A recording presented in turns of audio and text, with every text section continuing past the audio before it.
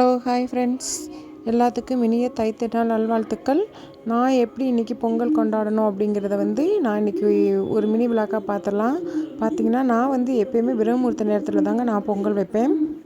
அதாவது 4 to 6 அப்படி தான். இன்றைக்கி 3 மணிக்கு எழுந்திரிச்சு வாசல் கொட்டி தொளித்து கோலம் போட்டுட்டு குளிச்சுட்டு பூஜை ரூமில் சாமி கும்பிட்டுட்டு பொங்கல் வைக்க ஸ்டார்ட் பண்ணிட்டேன்.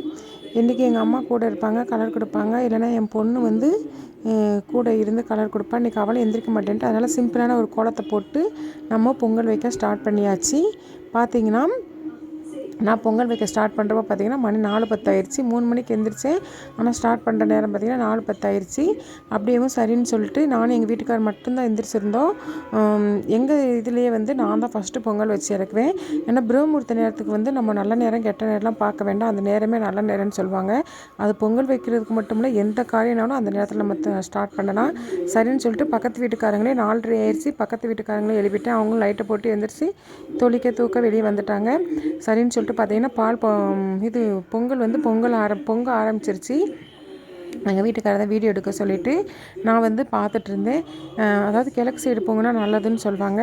அதைத்தான் நான் வீடியோவில் எப்போ நல்லா க்ளோஸ்அப்பில் எடுங்க அப்படின்னு சொல்லிட்டு இருந்தேன். பார்த்திங்கன்னா எனக்கு எப்போயுமே கிழக்கு சைடு தான் பொங்கும். நீங்கள் வீடியோலேயே பாருங்கள், உங்களுக்கு அதுவே நல்லா தெரியும். அதே மாதிரி 4 மணிக்கு ஆரம்பித்த பொங்கல் பார்த்திங்கன்னா 6 மணிக்கு 6 மணிக்குள்ளே 5:40க்கெலாம் நான் பொங்கல் எனக்கு முடிஞ்சு போச்சு.